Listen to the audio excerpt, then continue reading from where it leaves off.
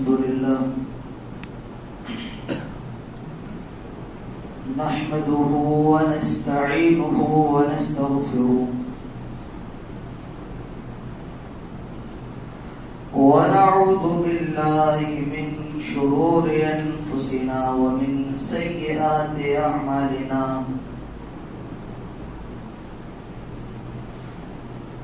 من يهده الله فلا مضل له ومن يضلل فلا هادي له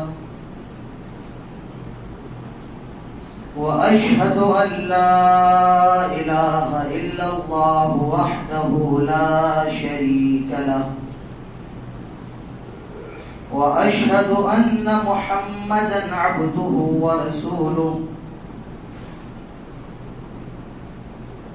يا أيها الذين آمنوا اتقوا الله حق تقاته ولا تموتن إلا وأنتم مسلمون يا أيها الناس اتقوا ربكم الذي خلقكم من نفس واحدة وخلق منها زوجها وبث منهما رجالا كثيرا ونساء واتقوا الله الذي تساءلون به والأرحام إن الله كان عليكم رقيبا يا أيها الذين آمنوا اتقوا الله وقولوا قولا سديدا يصلح لكم أعمالكم ويغفر لكم ذنوبكم ومن يطع الله ورسوله فقد فاز فوزا عظيما أما بعد فإن خير الحديث كتاب الله وخير الهدي هدي محمد صلى الله عليه وسلم وشر الأمور محدثاتها وكل محدثة بدعة وكل بدعة ضلالة وكل ضلالة في النار أعوذ بالله من الشيطان الرجيم بسم الله الرحمن الرحيم قاف والقرآن المجيد بل عجبوا أن جاءهم منذر منهم فقال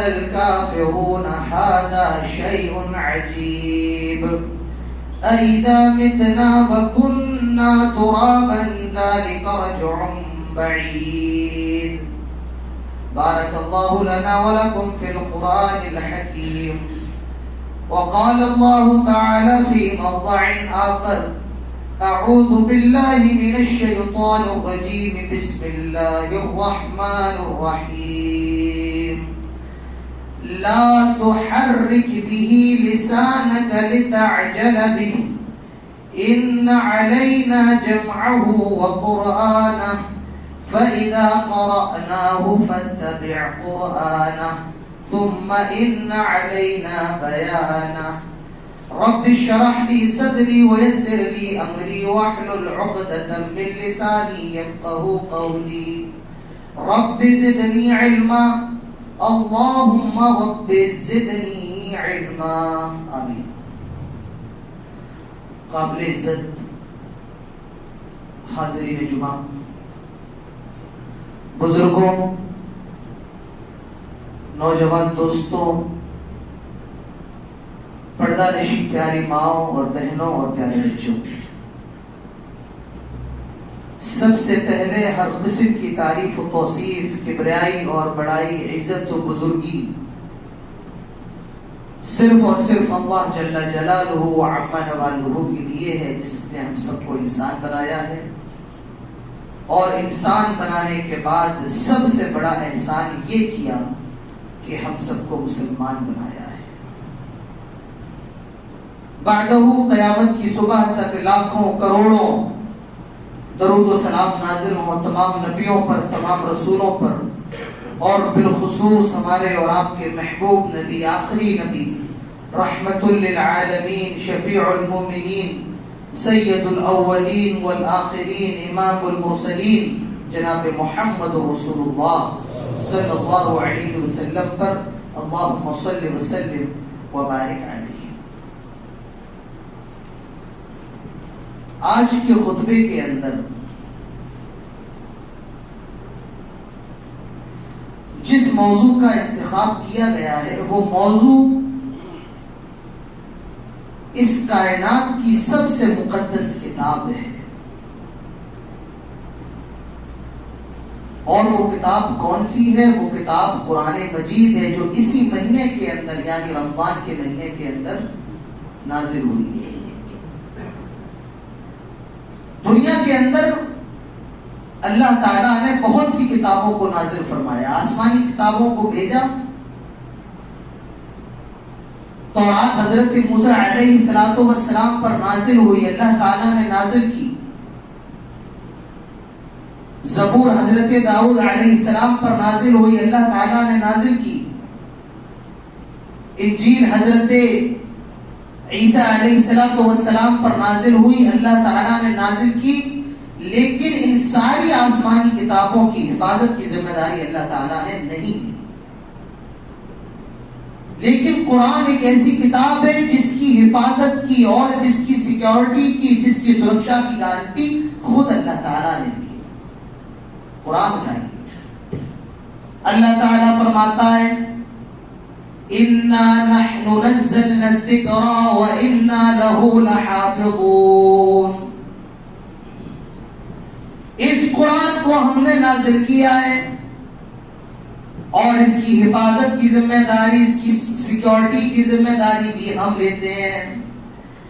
میرے بھائیوں، تورات آئی بدل گئی، زبور آئی بدل گئی، انجیل آئی بدل گئی، لیکن یہ قرآن ایک ایسی کتاب ہے جو قیامت کی صبح تک بدل نہیں سکتی ہے، کیونکہ اللہ تعالیٰ نے اس کی ذمہ داری حفاظت کی اپنے اوپر لے رکھی ہے۔ اللہ تعالیٰ فرماتا ہے اِنَّا نَحْنُ نَزَّلْنَا الذِّكْرَ وَإِنَّا لَهُ لَحَافِظُونَ۔ ہم نے اس قرآن کو نازل کیا ہے، اس ذکر کو ہم نے نازل کیا ہے، اور اس کی حفاظت کی ذمہ داری ہمارے اوپر ہے۔ اللہ نے خود اپنے اوپر اس کتاب کی حفاظت کی ذمہ داری کی۔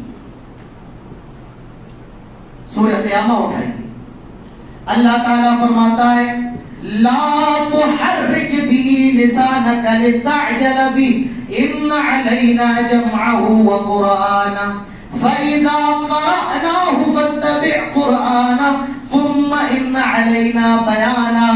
آئے میرے نبی، آپ اس قرآن کو یاد کرنے کے لیے جلدی جلدی اپنی زبان کو حرکت نہ دیا کریں۔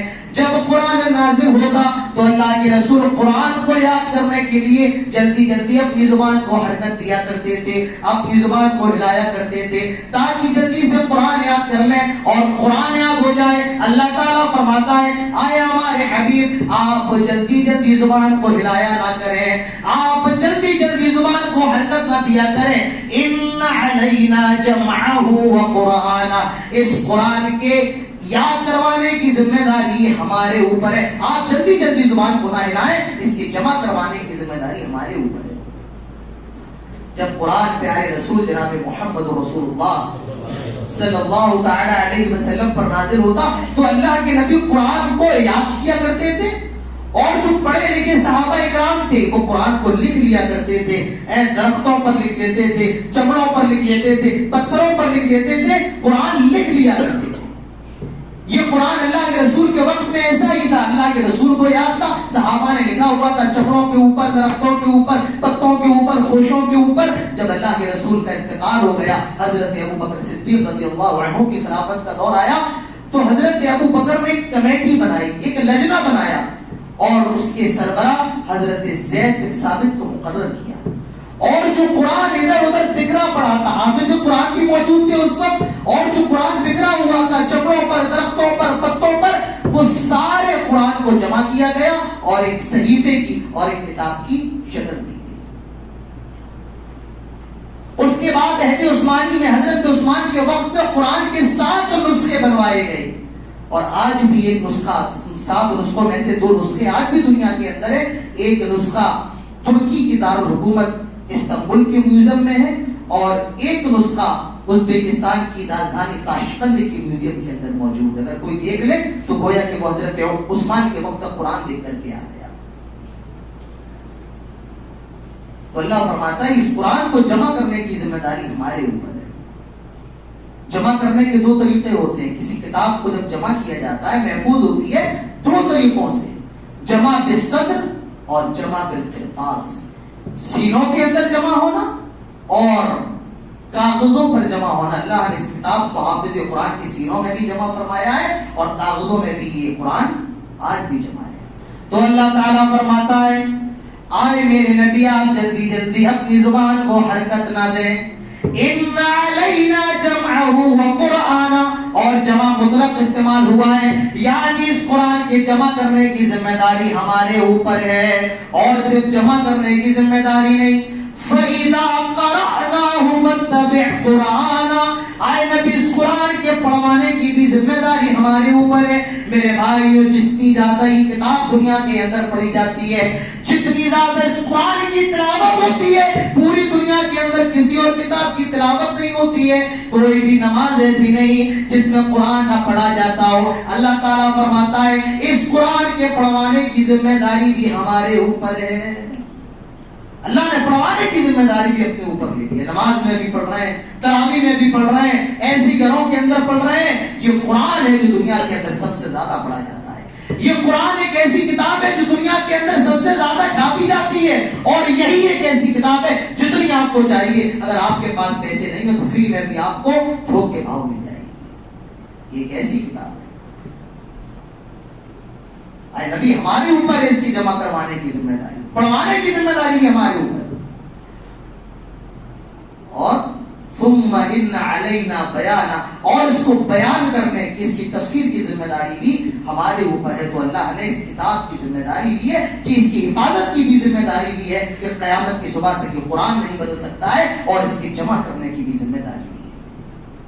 میرے بھائیوں یہ کتاب ایک ایسی کتاب ہے جو شک سے پاک ہے. اس قرآن کے اندر سورہ فاتحہ کی الف سے لے کر سورہ ناس کی سین تک کسی طریقے کی کوئی غلطی اور کوئی خطا نہیں ہے, کوئی شک نہیں.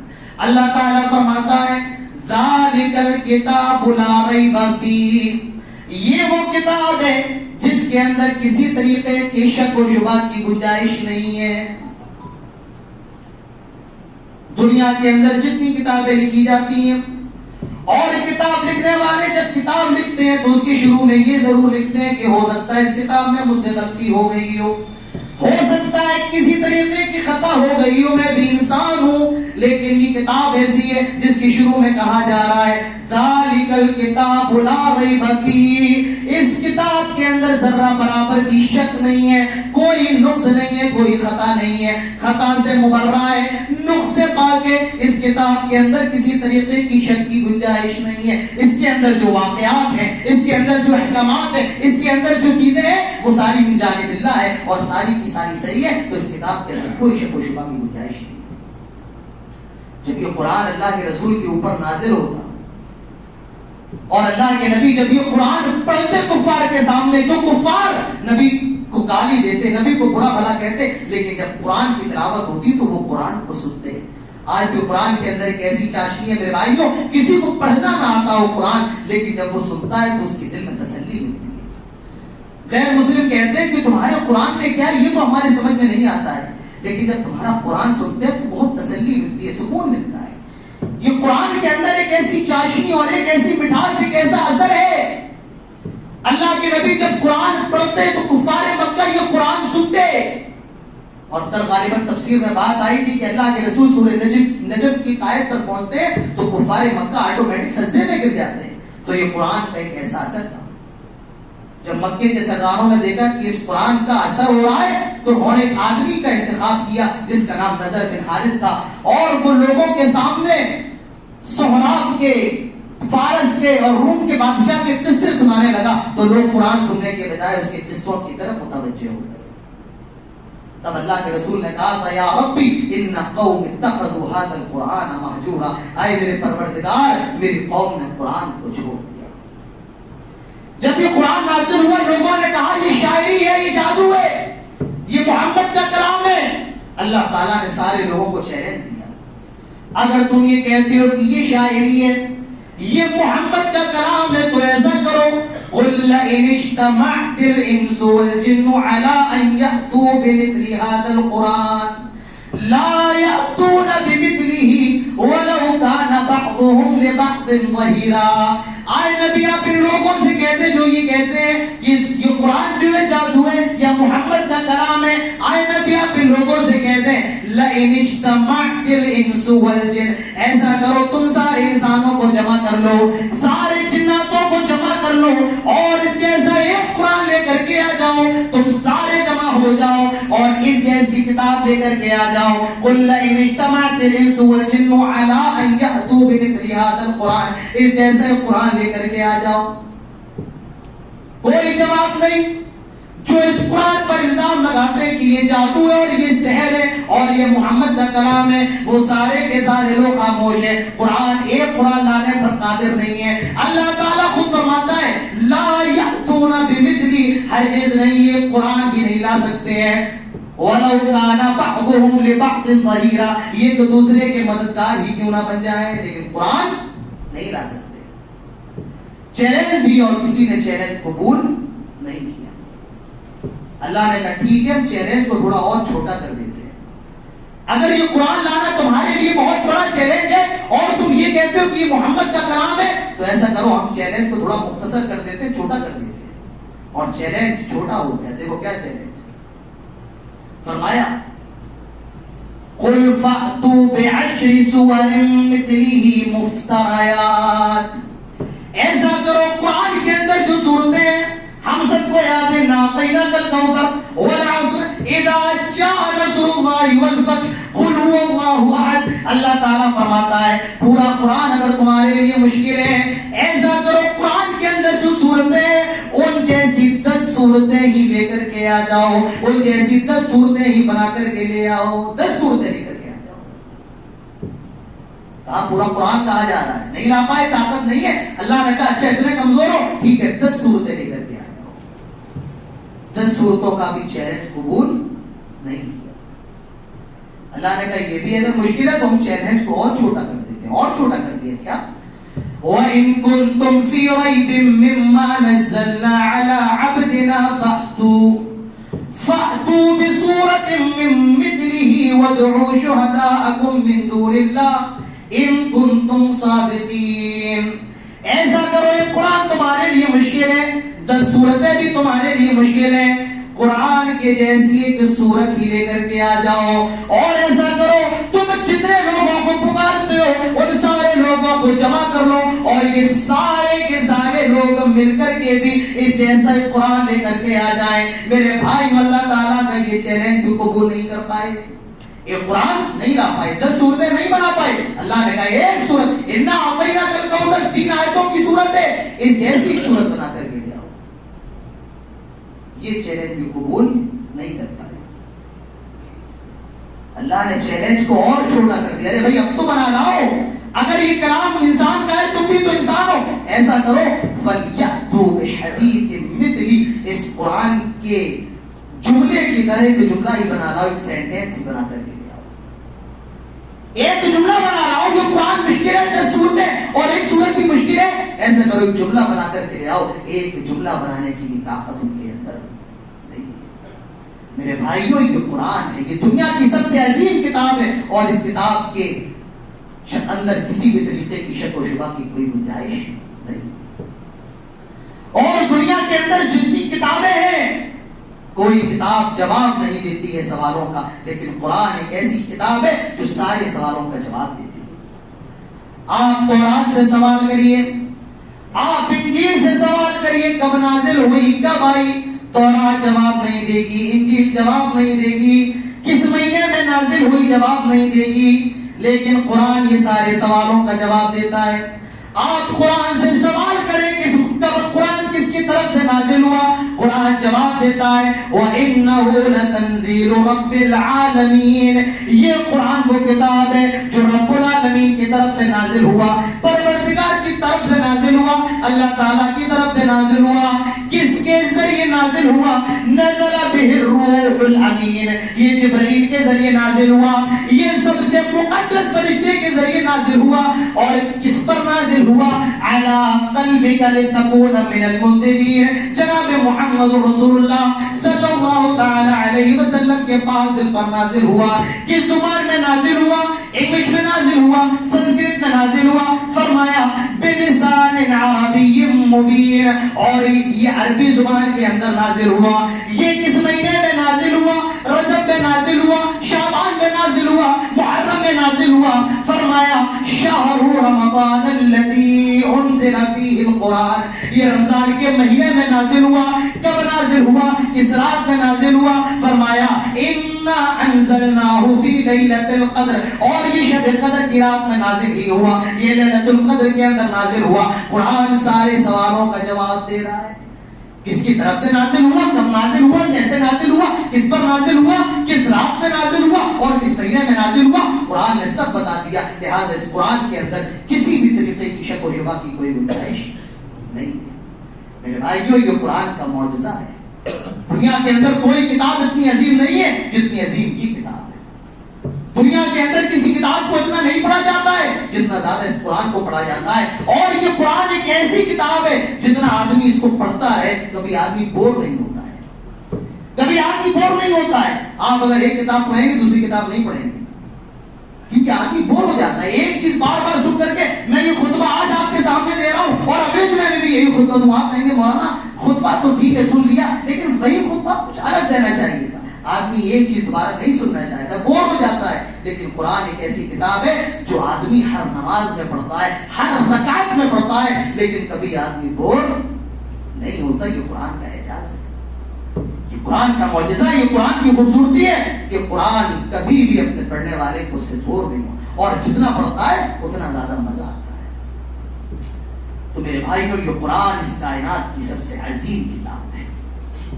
لیکن آج ہم اور آپ ذرا اندازہ لگائیں کہ آج ہماری قرآن سے قربت کتنی ہے اور آج ہماری اور آپ کی قرآن سے دوری.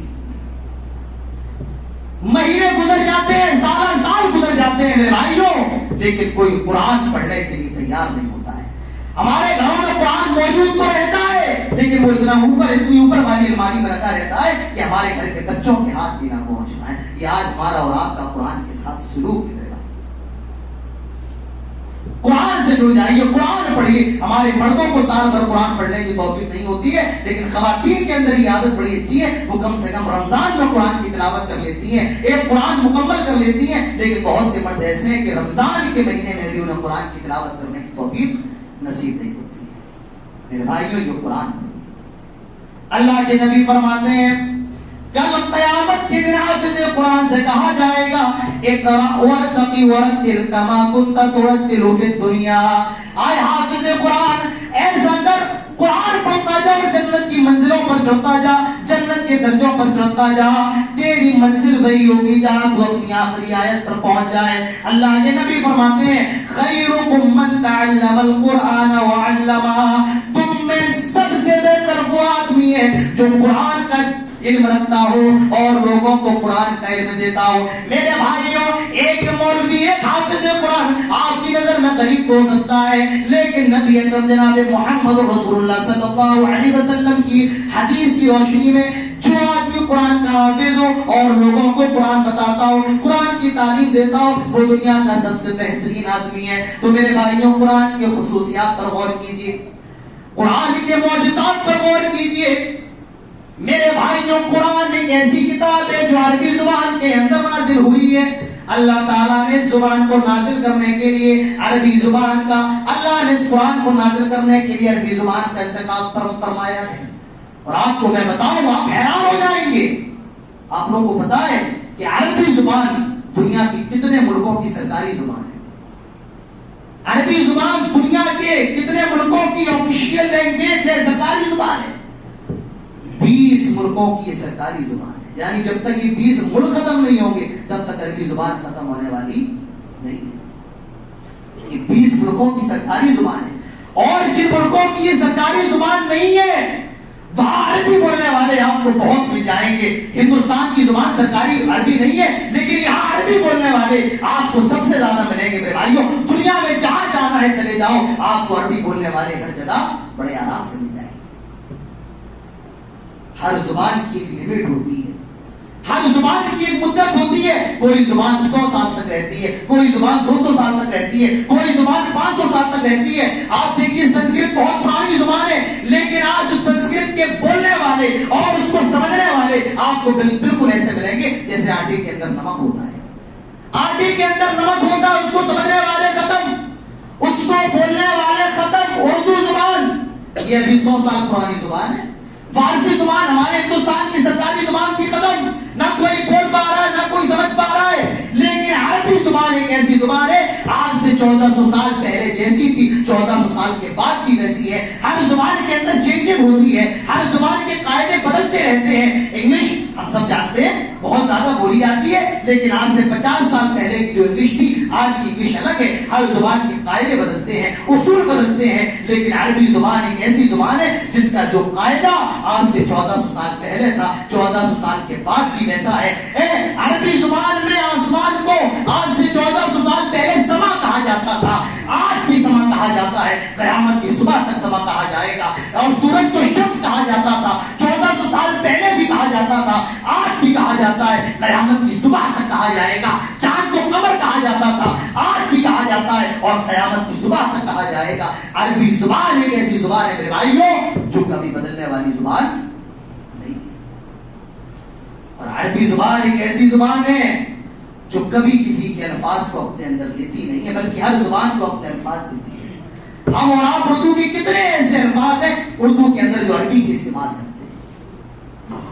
ہر زبان کے اندر عربی کے الفاظ استعمال ہوتے ہیں, لیکن عربی کے اندر کسی زبان کا لفظ استعمال نہیں ہوتا ہے. یہ الگ بات ہے, کوئی لفظ اگر نیا ہوگا تو وہ اپنے انداز میں بناتے ہیں, لیکن کسی اور کے لفظ کو وہ قبول نہیں کرتے ہیں. تو یہ عربی زبان کی فضیلت ہے. اللہ تعالیٰ نے اس قرآن کو عربی زبان کے اندر نازل فرمایا ہے. وہ زبان جو 20 ملکوں کی سرکاری زبان ہے, وہ زبان میرے بھائیوں جو دنیا کے اندر سب سے زیادہ بولی جائے. افریقہ چلے جاؤ, انڈونیشیا چلے جاؤ, برطانیہ چلے جاؤ, ہندوستان آ جاؤ, دلی آ جاؤ, بنگلور آ جاؤ, آپ کی انڈیا آ جاؤ, انڈیا کے اندر بھی کتنے لوگ ایسے ہوں گے جو عربی بولنے والے ہوں گے, عربی سمجھنے والے ہوں گے. یہ زبان ایک ایسی زبان ہے جو دنیا کے اندر سب سے زیادہ بولی جاتی ہے اور سب سے زیادہ سمجھی جاتی ہے. یہ قرآن کی خصوصیت ہے.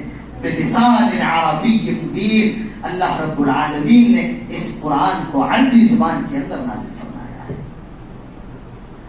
اور اس قرآن کی خاصیت کیا ہے کہ قرآن میرے بھائیوں دنیا کی ایسی کتاب ہے کہ جتنی زیادہ عزت اس قرآن کی ہوتی ہے دنیا کے اندر کسی اور کتاب کی اتنی زیادہ عزت نہیں. مجھے بتائیں کون سی ایسی کتاب ہوگی دنیا کے اندر, کون سی ایسی کتاب ہے جس کو پڑھنے سے پہلے وضو بنایا جاتا ہے, اپنے ہاتھوں کو دھویا جاتا ہے, چہرے کو دھویا جاتا ہے. کون سی ایسی کتاب ہے جس کو حالت ناپاکی میں پکڑا نہیں جاتا ہے, وہ صرف اور صرف یہی کتاب ہے. قرآن ایک ایسی کتاب ہے میرے بھائیوں جس قرآن کے پڑھنے پر سب سے زیادہ رویا جاتا ہے. کبھی حرم کا منظر دیکھ لو, خانہ کعبہ کا منظر دیکھ لو, جب امام کعبہ قرآن پڑھتے ہیں, تراویح پڑھتے ہیں, اور جب جہنم کی آیتوں سے گزرتے ہیں, عذاب کی آیتوں سے گزرتے ہیں, رونے لگتے ہیں, اور امام کعبہ کے پیچھے جو لاکھوں کا مجمع ہوتا ہے وہ بھی رونے لگتا ہے. یہ وہ کتاب ہے جس کو پڑھ کر کے سب سے زیادہ رویا جاتا ہے, اور جس کو پڑھ کر جس کی سب سے زیادہ عزت کی جاتی ہے. میرے بھائیوں جو اس قرآن سے رو جاتا ہے اللہ تعالیٰ اس کے درجوں کو بلند فرما دیتا ہے. یہ لڑکا آپ نے اس کو تراویح پڑھنے کے لیے بلایا ہے, کوئی اس کو جاننے والا نہیں ہے, پوری انڈیا میں کبھی یہ آیا نہیں ہے, بیچارہ بڑا غریب ہے. آپ بڑے پیسے والے ہیں لیکن اس کے پیچھے نماز پڑھ رہے ہیں. جب تک یہ رکوع نہیں کرتا آپ رکوع نہیں کریں گے, جب تک یہ سجدہ نہیں کرتا آپ سجدہ نہیں کریں گے. میرے بھائیوں نہ مجھے آپ جانتے ہیں نہ میں آپ کو جانتا ہوں, میں بڑا غریب ہوں اور آپ بڑے پیسے والے ہیں, لیکن آج آپ سب میرے نیچے بیٹھے ہوئے ہیں اور میں آپ کے اوپر کھڑا ہوا ہوں. کیوں؟ جیسا آپ کھاتے ویسا میں بھی کھاتا ہوں, جیسے آپ اپنی زندگی گزارتے ہیں میں بھی की जिंदगी गुजारता हूँ, लेकिन हाँ मैं कुरान से जुड़ा हुआ हूँ, मुझे कुरान याद है, मैं कुरान का आलिम हूँ और आप कुरान के आलिम नहीं है, तो अल्लाह ताला इज्जतों को बुलंद फरमा देता है। जो इस कुरान से जुड़ जाता है अल्लाह ताला उसके दर्जात को बुलंद कर देता है। मेरे भाइयों, कुरान पर और करो, ये कुरान की इतनी अजमत वाली किताब है, जो इस कुरान से जुड़ जाता है अल्लाह ताला उसकी इज्जत में इजाफा फरमा देता है। जो इस कुरान से जुड़ जाता है अल्लाह ताला उसकी हिफाजत फरमाता है। अल्लाह ने कुरान की हिफाजत की जिम्मेदारी ली है, मुसलमानों की नहीं, लेकिन जो मुसलमान इस कुरान से जुड़ जाएगा अल्लाह ताला उसकी हिफाजत फरमाएगा। तो ये कुरान की खुसूसियत है जिसकी इस दुनिया के अंदर सबसे ज्यादा इज्जत और सबसे ज्यादा एहतराम होता है। मेरे भाइयों, कुरान एक ऐसी किताब है दुनिया के अंदर सबसे ज्यादा अगर किसी किताब के ऊपर अमल किया जाता है तो वो ये कुरान है। अल्लाह ताला फरमाता है कुरान के अंदर, अक़िमिस सलाता लिदुलूक़ि शम्सी इला ग़सक़िल लैली व क़ुरआनिल फ़ज्र इन्न क़ुरआनल फ़ज्रि काना मशहूदा। अल्लाह ने फरमाया नमाज पढ़ो, लेकिन कौन सी नमाज पढ़ो? मेरे भाइयों, कुरान के अंदर ज़ोहर का नाम नहीं है, असर का नाम नहीं, मगरिब का नहीं, इशा का नहीं, फजर का नाम है, और किसी भी नमाज का नाम नहीं है जो हदीसों से मालूम चलता है। हदीसों में ज़ोहर और असर, मगरिब, इशा का नाम है। अल्लाह ने कुरान में फरमाया नमाज पढ़ो। पूरी दुनिया के लोग, पूरी दुनिया के मुसलमान नमाज पढ़ रहे हैं। आज जुमे का दिन है, पूरी दुनिया के अंदर मुसलमान नमाज पढ़ते हैं, मस्जिदें तंग हो जाती हैं, लोग रोडों पर नमाज पढ़ रहे हैं, पार्कों पर नमाज पढ़ रहे हैं, अपनी कंपनियों की छत पर नमाज पढ़ रहे हैं। क्या है नमाज के अंदर, क्या मिल रहा है? मेरे भाइयों, जवाब ये होगा अल्लाह ताला का हुक्म है, कुरान के अंदर आया कि नमाज पढ़ो, और पूरी दुनिया के मुसलमान नमाज के अंदर लग गए। क्या है? ये कुरान का हुक्म है, तो और क्या है? ये कुरान का हुक्म नहीं तो और क्या है? पूरी दुनिया के लोग नमाज पढ़ रहे हैं। और नमाज मेरे भाइयों एक ऐसी चीज है जो मुसलमान कभी छोड़ता नहीं। अल्लाह के नबी फरमाते हैं मन तरक अस्सलात मुतअम्मिदन फक़द कफर, जो जानबूझकर नमाज छोड़े गोया कि वो इस्लाम से खारिज हो गया, काफिर हो गया। आप एयरपोर्ट पे जाएं, एयरपोर्ट पे आपको मंदिर नहीं मिलेंगे, एयरपोर्ट पर आपको चर्च नहीं मिलेंगे, गुरुद्वारे नहीं मिलेंगे, लेकिन एयरपोर्ट पे आपको मस्जिद जरूर मिलेगी। एयरपोर्ट पर आपको मस्जिद जरूर मिलेगी, क्योंकि दुनिया जानती है कि मुसलमान जब नमाज का वक्त होता है तब नमाज नहीं छोड़ता है। ऐसी ऐसी फ्लाइटें भी अब मौजूद है कि वहां मुसल्ला बना दिया गया, कि नमाज पढ़ने की जगह बना दी गई है कि कोई मुसलमान चाहे तो वहां पर नमाज वगैरह पढ़ सकता है। तो ये क्या है मेरे भाइयों? ये कुरान पर हुक्म है, अमल है, और ऐसा अमल है कि पूरी दुनिया के मुसलमान और नमाज पढ़ते हैं। अल्लाह ने फरमाया कुरान के अंदर, वलिल्लाहि अलन्नासि हिज्जुल बैति मन इस्तता इलैहि सबीला। अगर तुम्हारे अंदर ताकत है, अल्लाह ने मालो दौलत से नवाजा है, तो आए लोगों, अल्लाह ताला के घर का हज करो, अल्लाह ताला के घर का दीदार करो, हज करो। अल्लाह ने कुरान में फरमाया पूरी दुनिया के मुसलमान हज करने के लिए परेशान। हम सब में हर किसी की तमन्ना है कि एक बार हज कर ले। गुनहगार, बदकार, ज़िनाकार, उसकी भी तमन्ना होती है कि हज कर ले। टीवी पे काम करने वाले फहाश लोग, बदकार लोग, लेकिन वो भी हज करने जा रहे हैं, उम्रा करने जा रहे हैं। तो हर मुसलमान जिसके दिल के अंदर ईमान है, उसकी तमन्ना ये होती है कि एक बार हज कर ले, उम्रा कर ले, अल्लाह के घर का दीदार कर ले। क्यों कर ले भाई?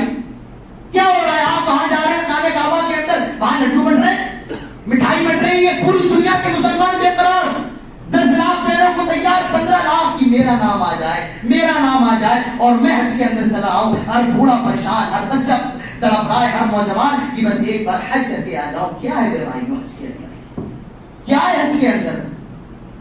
बस एक तरीके का कपड़ा पहनना है, चक्कर लगाना है, परेशान नहीं होना है, यहां वहां जाना है, थकना है, लेकिन सब हज करने के लिए बेकरार। क्यों? क्योंकि अल्लाह ताला ने हुक्म दिया है। मेरे भाइयों, ये दुनिया का एक ऐसा मजमा होता है, सबसे बड़ा मजमा। कौन सा मजमा है? हज का मजमा। दुनिया के अंदर इससे बड़ी भीड़ कहीं नहीं होती है जो खाने काबा के अंदर, मक्के के अंदर हज के मौसम में 50 लाख का मजमा। और वो मजमा कब है? जब सऊदी गवर्नमेंट लोगों को उसने कोटे बना दिए कि हम इतने लोग हिंदुस्तान से रहेंगे, इतने लोग हम नेपाल से रहेंगे, इतने लोग हम नाइजीरिया से रहेंगे, इतने लोग हम कतर से रहेंगे, हम ज्यादा लोग नहीं ले पाएंगे। तब ये हाल है कि दुनिया का सबसे बड़ा मजमा है मेरे भाइयों। सऊदी हुकूमत परेशान रहती है हज के मौसम में, यह ट्रैफिक कंट्रोल परेशान है। यहाँ से दिल्ली से फ्लाइट उड़ रही है, जिद्दा छोड़ती है, फिर दिल्ली आती है, यहाँ पाकिस्तान से भी आ रही है, यहाँ बांग्लादेश से भी आ रही है, यहाँ पर نائجیریا سے آ رہی ہیں، یہ برطانیہ سے آ رہی ہیں، دنیا کا کوئی ایسا ملک نہیں ہے جہاں سے حج کے موسم میں فلائٹ نہیں آ رہی ہو۔ سب سے بڑا فائدہ ہے ان لوگوں کو حج کے موسم میں ہوتا ہے۔ میرے بھائیو، اتنا بڑا مجمع، اتنی بڑی بھیڑ، 50 لاکھ کا مجمع، یہ کیا ہے؟ وہاں آپ کو کوئی فائدہ نہیں مل رہا ہے، وہاں آپ کو پیسے نہیں مل رہے ہیں، وہاں کیا مل رہا ہے؟ ثواب مل رہا ہے۔ اللہ نے کہا حج کرو، اور مسلمان حج کرنے کے لیے بیدار۔ تو یہ کیا ہے؟ یہ قرآن پر عمل نہیں تو اور کیا ہے؟ جتنا زیادہ اس کتاب پر عمل ہوتا ہے، دنیا کے اندر کسی اور کتاب پر اتنا عمل نہیں ہوتا۔ دنیا کے اندر شراب پینے والے بہت ہیں، مسلمان بھی شراب پیتے ہیں، لیکن اور قوموں کے مقابلے مسلمانوں کے اندر شراب پینے کا ریشیو کم ہے، کیونکہ اللہ نے فرمایا انما الخمر والمیسر والانصاب والازلام، شراب اور جوئے کو اور بتوں کو اور پانسوں کو اللہ نے حرام قرار دیا۔ مسلمانوں کے اندر شراب پینے کا ریشیو دنیا کی ہر قوموں کے مقابلے کم ہے۔ یہ کیا ہے؟ یہ قرآن پر عمل ہے۔ میرے بھائیو، اس قرآن سے جڑ جاؤ، یہ دنیا کی سب سے عظیم کتاب، دنیا کی سب سے مقدس کتاب۔ آج بھائی بھائی سے بات کرنے کو تیار نہیں، آج بیٹی ماں سے بولنے کو تیار نہیں۔ کیوں؟ قرآن سے نہیں جڑے۔ اللہ تعالیٰ فرماتا ہے لو انزلنا هذا القرآن على جبل لرأيته خاشعا متصدعا من خشية اللہ۔ اگر اس قرآن کو ہم نے کسی پہاڑ پر نازل کیا ہوتا تو یہ پہاڑ ریزہ ریزہ ہو جاتا، چور چور ہو جاتا۔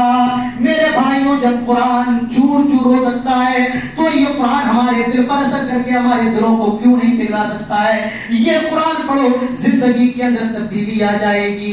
خراسان کا ڈاکو ہے، نام ہے اس کا فضل بن عیاض، ایک گھر کی چھت پہ چڑھتا ہے ڈاکہ ڈالنے کے لیے، رات کے وقت میں چوری کرنے کے لیے، اور اس گھر میں کوئی قرآن پڑھ رہا ہے اور قرآن کی آیت پر پہنچتا ہے الم یعن للذین آمنوا ان تخشع قلوبهم لذکر اللہ، کہ ابھی ایمان والوں کے لیے وہ وقت نہیں آیا ہے کہ ان کے دل اللہ تعالیٰ کے ذکر سے پگھل جائے۔ جب اس ڈاکو کے کانوں میں قرآن کی آیت جاتی ہے اور قرآن کے الفاظ جاتے ہیں، اللہ تعالیٰ اس کے دل کو بدل دیتا ہے، اللہ تعالیٰ اس کے دل کو تبدیل کر دیتا ہے۔ وہ فوراً اللہ تعالیٰ کی بارگاہ میں توبہ کرتا ہے، صبح ہوتی ہے اپنا گھوڑا دوڑاتا ہے اور مکہ المکرمہ تشریف لے آتا ہے، یہاں پر عمر کی صحبت میں بیٹھتا ہے، قرآن کا علم حاصل کرتا ہے، حدیث کا علم حاصل کرتا ہے، فقہ کا علم حاصل کرتا ہے، اور چند سالوں میں اپنے وقت کا عالم بن جاتا ہے، اپنے وقت امام بن جاتا ہے، جس کو آج امام فضل بن عیاض رحمۃ اللہ علیہ کے نام سے جانا جاتا ہے۔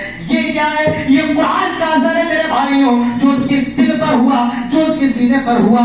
قرآن پڑھو، زندگی کے اندر تبدیلی آ جائے گی، دلوں کے تالے کھل جائیں گے۔ افلا یتدبرون القرآن ام علی قلوب اقفالها، یہ لوگ قرآن پر غور کیوں نہیں کرتے ہیں کہ ان کے دلوں پر تالے پڑے ہوئے ہیں؟ تو میرے بھائیوں، قرآن سے جڑ جاؤ، یہ کائنات کی سب سے ایسی کتاب ہے، یہ ایسی کتاب ہے جو آپ کی زندگیاں بدل دے گی، یہ ایسی کتاب ہے جو آپ کو گناہوں سے بچائے گی، یہ ایسی کتاب ہے جو آپ کے سینوں کے اندر انقلاب پیدا کر دے گی۔ اللہ تعالیٰ ہم سب کو قرآن کی عظمت کو سمجھنے کی توفیق نصیب فرمائے۔ اللہ تعالیٰ ہم سب کو قرآن کی عظمت، اس کا احترام کرنے کی توفیق نصیب فرمائے۔ اللہ تعالیٰ ہم سب کو قرآن پر عمل کرنے کی توفیق نصیب فرمائے۔ اللہ تعالیٰ ہم سب کو قرآن کے احکامات پر چلنے کی توفیق نصیب فرمائے، اور جن چیزوں کی حرمت اور ممانعت اسلام کے اندر ہے، اللہ تعالیٰ ان سے ہم سب کو بچنے کی توفیق نصیب فرمائے۔ اللہ تعالیٰ اس رمضان ہم سب کو کم سے کم ایک قرآن مکمل کرنے کی توفیق نصیب فرمائے۔ الہ العالمین، جہاں کی مسلمان پریشان ہیں ان کی پریشانیوں کو دور فرما۔ اللہ جو مقروض اور قرض کی ادائیگی کی توفیق دے، اللہ جو معاشرے کو بچے عطا فرما۔ اللہ جن کے کاروبار نہیں چل رہے ہیں ان کو شفائے کامل عاجل کلی نصیب فرما۔ اے اللہ، جب تک ہم زندہ رہیں توحید پر، اسلام پر، اور جب خاتمہ ہو تو ایمان پر۔ اقول قولی ھذا واستغفر اللہ لی ولکم ولسائر المسلمین، وما توفیقی الا باللہ، وما علینا الا البلاغ، وآخر دعوانا الحمد للہ رب العالمین۔